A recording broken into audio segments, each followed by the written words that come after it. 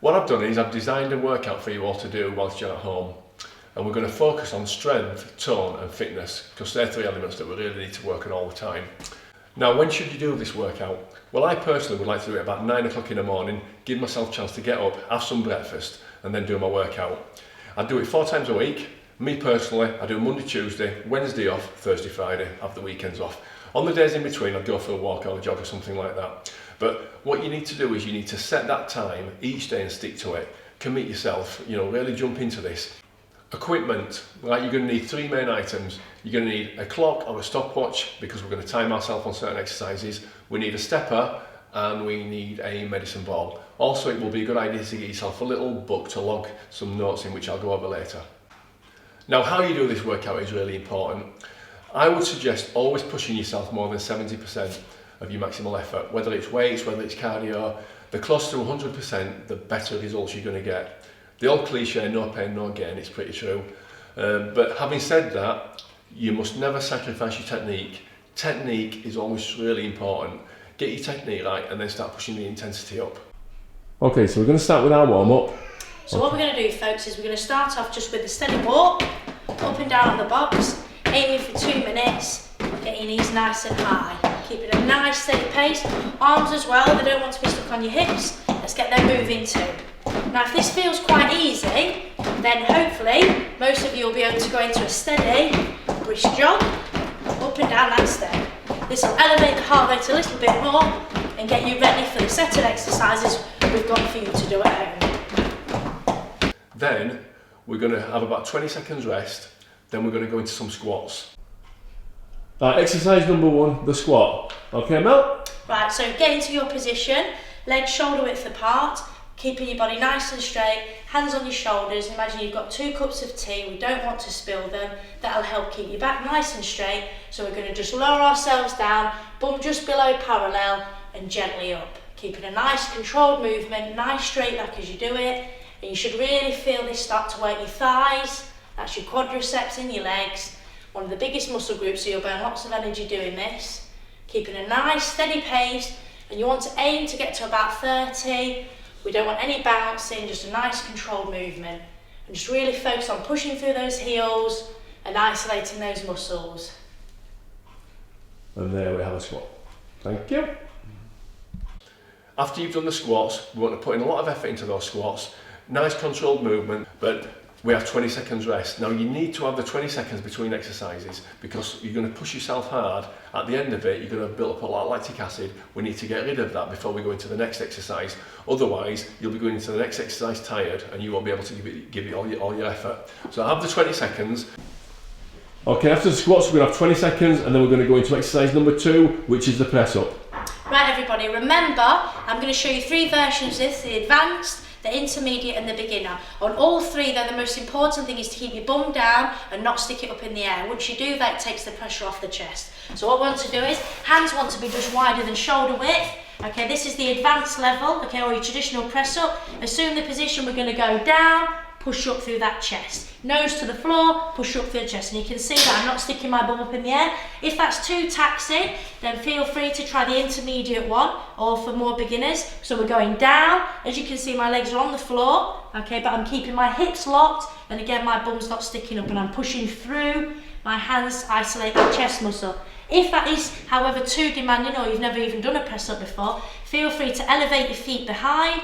Come onto your knees. Again, you must keep your bum down though. Go down, push up through that chest. You're aiming to do between 10 and 20 of these, or even 30 if you're more advanced. Then after the press ups, have your 20 seconds, and then the next exercise is mountain climbers. Right, so we're going to assume the position, okay? Hands want to be just a wider than shoulder width apart. Body nice and parallel. This is the more advanced or the traditional method of mountain climbers. Very taxing, but very good for your core, very good for calorie burning and also your cardiovascular fitness. And we're going to drive those knees up as high as we can to that chest, keeping that bum up at all times, and we're driving and we're aiming to get to a minute.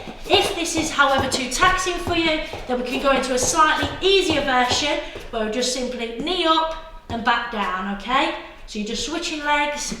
Again, you want to keep a good posture and you want to aim to get to that minute mark. This will still work your core, But obviously, if you are more advanced, then going into the traditional alternate knees up is slightly better. Have your 20 seconds, and then we're going to go into some burpees. This is a really demanding exercise, but again, put all your effort into it. Now we're going to use a box for this. If you've not got one at home, you can improvise maybe your bottom step, or you can just use the floor. So we're going to put both hands down, we're going to jump back, feet preferably quite close together, jump back in, step up the box, back down. Now we're going to aim for 16 of these. They can go as fast as you feel possible to keep that intensity for you. That's it. But obviously, if this is quite taxing, or you're suffering with any injuries, or you're new to burpees, then we can switch this just to a simple step up and jump back. So just lowers that intensity slightly on the cardiovascular system if we just go into a steady walk. But if you want it more advanced, make sure it's very explosive and very fast. Aiming again for 16 of these. Okay, thanks, Mark, that's good. And then the last exercise of the little circuit is medicine ball twists.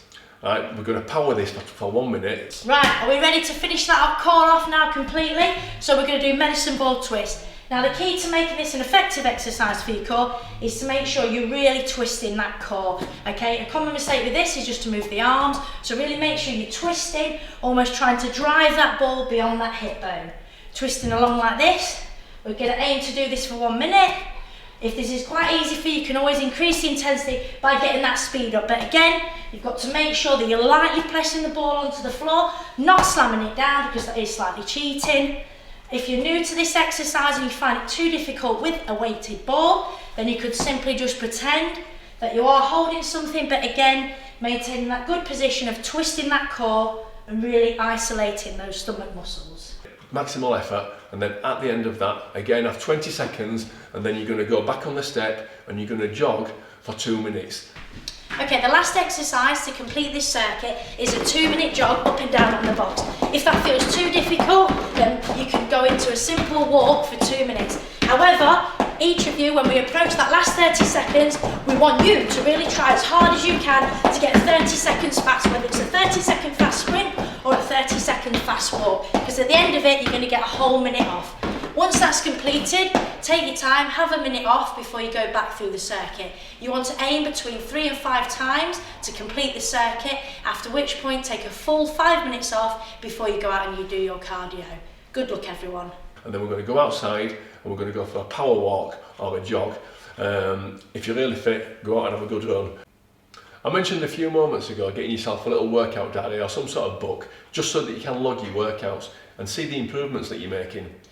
So you must keep pushing yourself. As I said earlier, always push yourself above 70%, close to 100 if you can. Basically, when you look back in 2 months' time, you don't want to be where you are now. You want to have made some sort of improvements. Now, within this workout that I've put together for you, how can we do this? So, as we get fitter, as we get stronger, we can cut down on the amount of rest we have in between the sets, as I just mentioned. We can also increase the amount of repetitions we're doing. So say if you're doing squats and you start off doing 15 or 20 or 30, whatever, after a week or two, add on another 5. And really, you might really have to push yourself to start with, but you will adapt to that, and that's how you improve. So yeah, you can do this. I'd love to hear how you get on.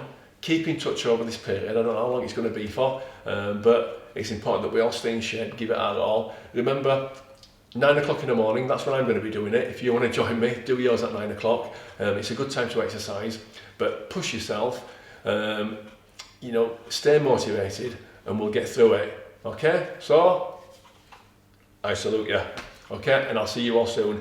Keep in touch. If you want a PDF version of this with all the workouts, how I've structured it and everything, drop me an email or message me through Facebook, and I'll send you a file, and then you've got it all to look at. Okay, but I'll see you soon.